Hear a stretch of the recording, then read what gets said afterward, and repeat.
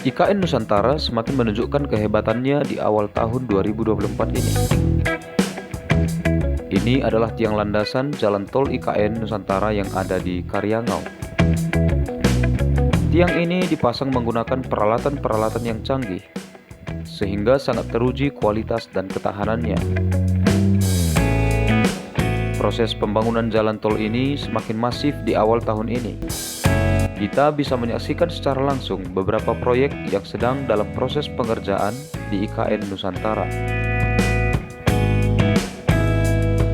Jalan tol ini sudah sangat mendesak mengingat semakin padatnya tugas pemerintahan di IKN Nusantara, sehingga membutuhkan efisiensi kerja dan menimbulkan kenyamanan juga bagi masyarakat sekitar karena akan mengurai kemacetan di jalan umum. Beberapa keraguan terhadap IKN Nusantara digugurkan dengan maraknya proyek di IKN. Bila kita ingin melihat langsung, maka kita bisa pergi ke proyek KIPP atau kawasan inti pusat pemerintahan yang ada di Sepaku, dan di dalamnya ada gedung-gedung pemerintahan, yaitu kementerian, istana kepresidenan, dan bahkan saat ini gedung-gedung swasta juga bermunculan di sana.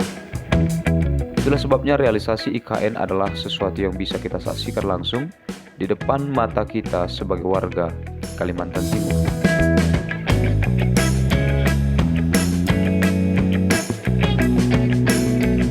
Para pekerja yang dipekerjakan juga berasal dari rakyat kita, rakyat Indonesia, sehingga kehadiran IKN juga membawa dampak yang sangat luas bagi masyarakat karena menyerap tenaga kerja dengan jumlah yang tidak sedikit.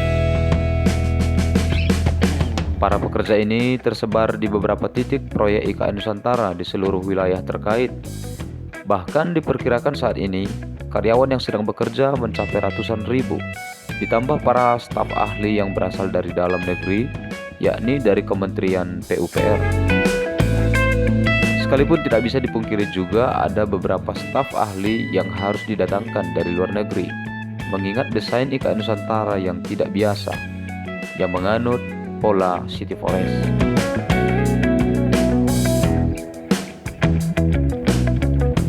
Jalan tol ini membentang di kawasan hutan industri menuju Teluk Balikpapan dan juga lurus ke kawasan industri Karyangau dan Kilo 13 yang ada di pinggir kota Balikpapan.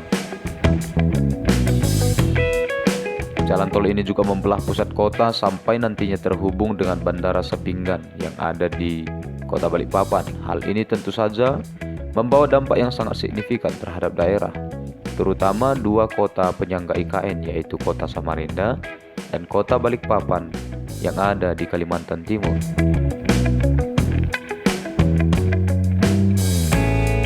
Dampak yang paling nyata adalah semakin bangkitnya ekonomi UMKM karena pertambahan jumlah penduduk yang begitu signifikan dan meningkat tajam di akhir-akhir ini. Ditambah lagi nilai jual tanah dan bangunan yang melambung tinggi, sekalipun juga akan menimbulkan dampak negatif bagi masyarakat lain, yaitu semakin mahalnya sewa rumah bagi yang belum mempunyai tempat tinggal menetap, juga para mahasiswa, perantau dan pendatang yang datang ke kota ini.